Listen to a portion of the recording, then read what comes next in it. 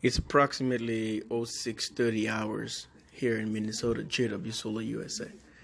Today's video is just to show you the sun's orientation coming out from the northeast, adjacent my home here in Minnesota with my solar production. So the topic today is the advantages of high voltage for off-grid solar system with charge controllers, advantages and disadvantages. So if you're just tuning into the channel, welcome to the show, JW Solar USA at 06:30 hours here in Minnesota. So these are all the clouds right now.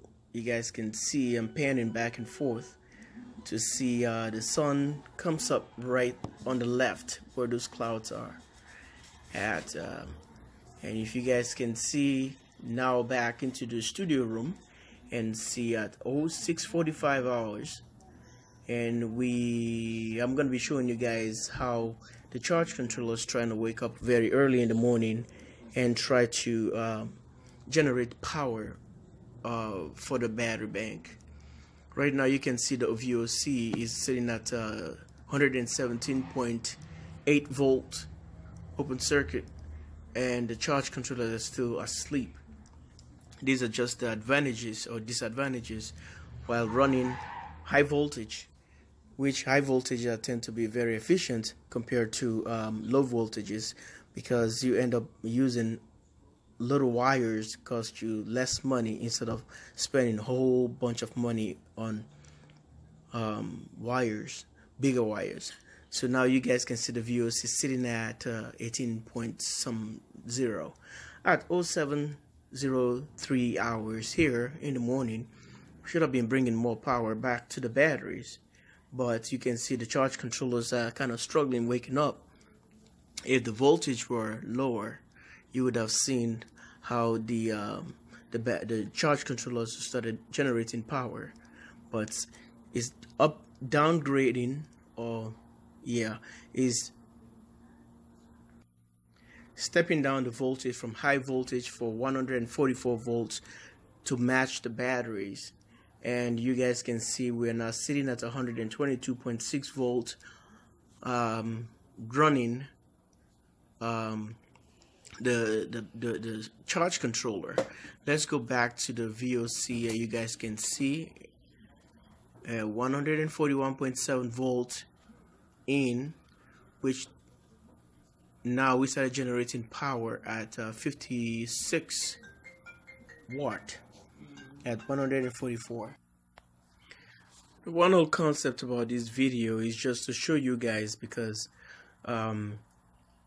if you look at all my videos, the voltage is kind of just a mid-range I'm running, but I didn't go all the way max. So I'm using two charge controllers here to demonstrate on certain things. These are charge Midnight Classic 200 with the outback is 150 volt VOC.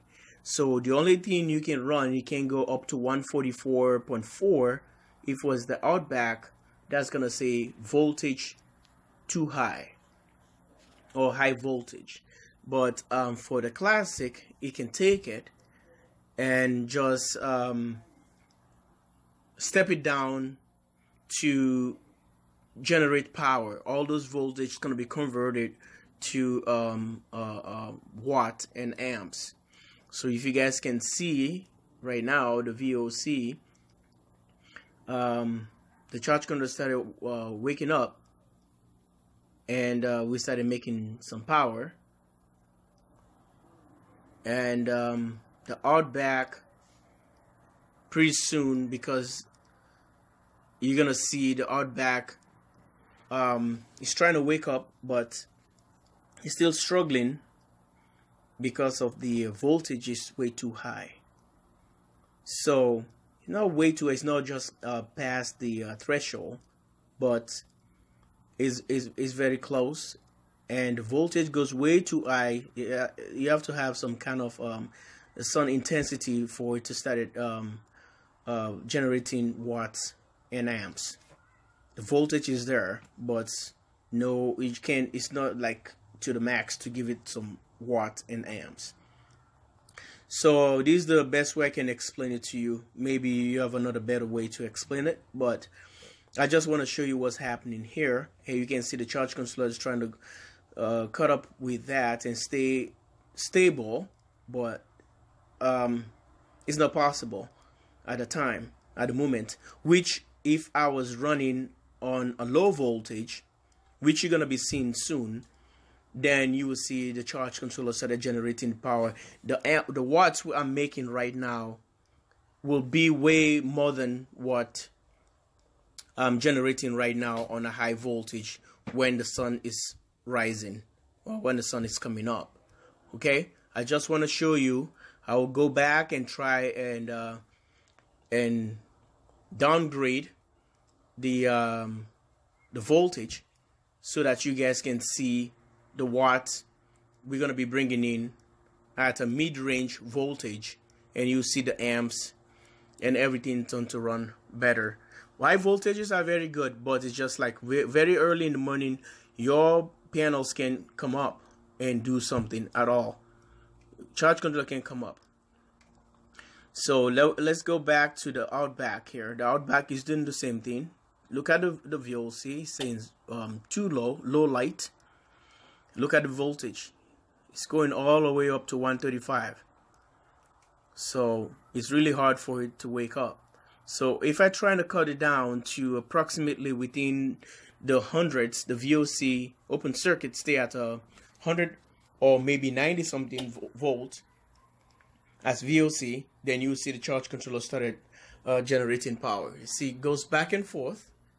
That's the Outback, and it's trying to come up, but it's bringing about 10 watt and 0.3 amps, but can't be stable at all. Now it's bringing about 20 watt, and you will see how the okay, now finally it cut up, but look, it's bringing 0 watt to 10 watt. This is the problem we're facing here while running high voltages when early in the morning your charge controllers can just wake up and start generating power for you.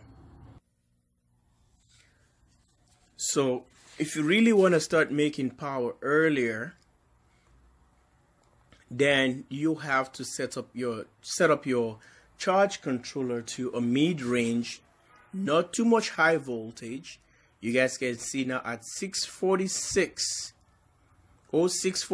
hours here, and let's go back and see what the Outback is trying to do with high voltage. Finally you see the MPPT is up, and now it went to sleep again, which at 646 that would have been power production now, because I started generating power at 630. So just a demonstration, I decided to rewire the panels into higher voltage, on series, to make it higher series number to give you that higher voltage and see if they can wake up at that time and started making power. This is the one whole concept about this video, and you see what's going on now. It said the bulk is up, but it's not producing any amps. It's not producing any watt. Here comes the Outback. Outback clicking. The relays are clicking back and forth. We're only bringing 2 watt at 0.2 amps. So let's take a look from now, and the voltage is already they step down the voltage to 87.1 for the charge controller to produce just 5 watt. At that particular hour, I'm supposed to be making more power now